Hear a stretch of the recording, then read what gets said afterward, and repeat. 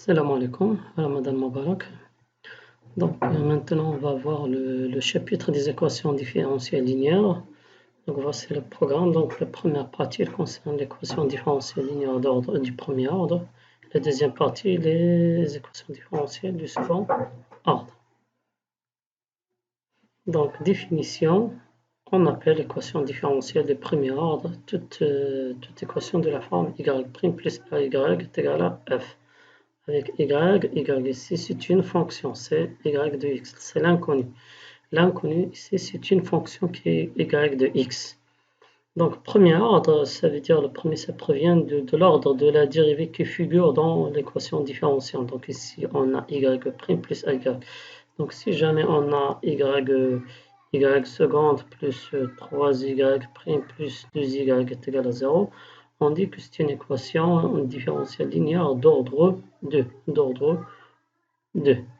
Donc, une fonction y est dite solution de l'équation E si deux choses se réalisent, si y est dérivable sur l'intervalle i et si y vérifie cette équation différentielle. Donc, exemple, on a l'équation différentielle suivante, elle est d'ordre 1. Donc, on a la fonction y1 et la suivante y est égale à x plus 1 fois exponentielle 3x. C'est une solution de E sur R. Pourquoi? Donc, d'abord, on a y1 qui est égal à x plus 1 fois exponentielle 3x. Elle est dérivable sur R, puisque c'est le produit de deux fonctions dérivables sur R. C'est l'exponentielle et un polynôme. 2, on va vérifier que y1 vérifie cette équation. Pour cela, on va calculer y1'. Donc y1', c'est la dérivée d'un produit, ça donne x plus 1' exponentielle 3x plus x plus 1 exponentielle 3x.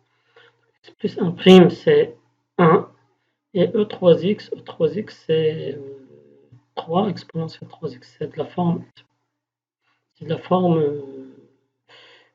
exponentielle u de x prime, c'est égal à u' de x fois exponentielle u de x.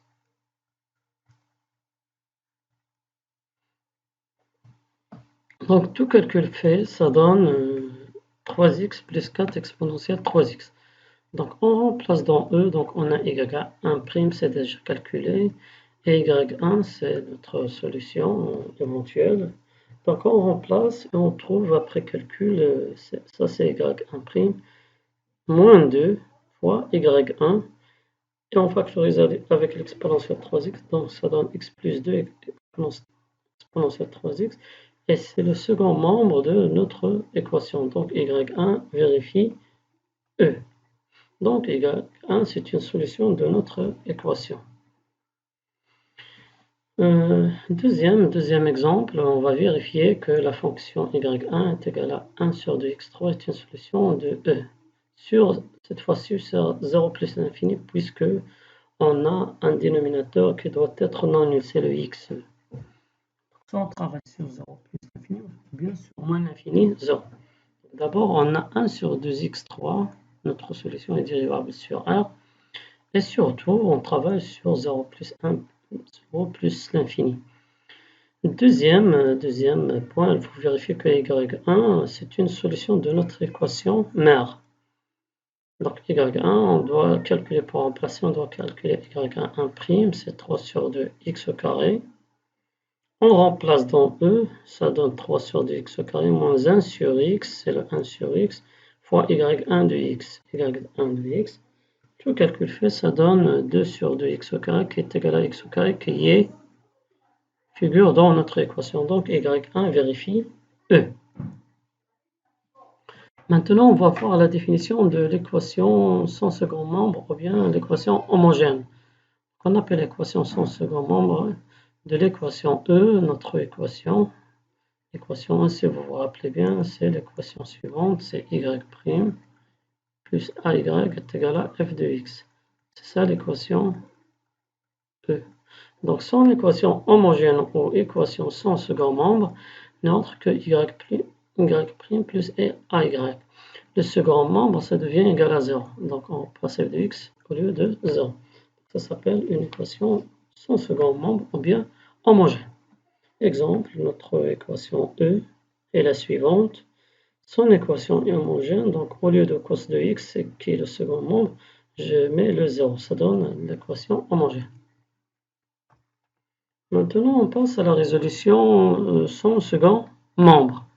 Donc, l'ensemble des solutions de l'équation homogène suivante, on voit bien que son second membre est nul, et le suivant. Donc, ce sont toutes les fonctions, on le note S0, l'ensemble des solutions homogènes, ou bien son second membre. Toutes les fonctions y qui sont de la forme alpha exponentielle moins grand A de x, avec alpha appartient à R. Avec le A de x, c'est quoi le A de x? C'est une primitive de notre A, qui figure dans l'équation différentielle.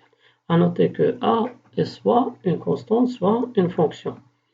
Donc en particulier, c'est la fonction A de x est constante, donc sa primitive c'est A de x, donc ça donne les solutions sont de la forme suivante. Pour la démonstration, on va faire la démonstration pour se rappeler ce résultat. On a notre équation suivante. Donc par séparation des variables, je vais mettre les y dans une extrémité de l'équation et les autres fonctions constantes dans l'autre extrémité de l'équation.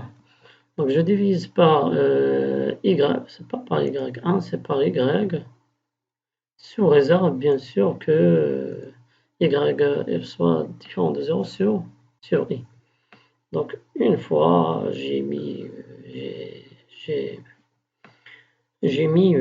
séparé les variables. Donc maintenant par intégration, ça donne quoi? Donc l'intégration de cette quantité-là note que le ln de la valeur absolue de y de x.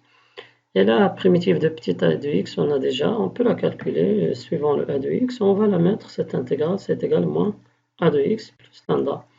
Donc le lambda, ça provient du fait qu'il n'y a pas de borne. Donc ça donne que ln y de x est égal à moins grand a de x plus lambda.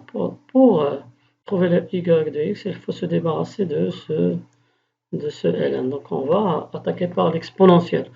Donc l'exponentielle de ln, ça donne y de x, c'est égal à l'exponentielle de toutes ces quantités-là. Donc je vais séparer maintenant, je vais mettre exponentiellement a de x plus lambda, c'est exponentielle lambda fois exponentiellement de a de x. Et désigner exponentielle lambda, c'est une constante que je vais la nommer alpha. On n'a pas traîné cette notation, c'est alpha.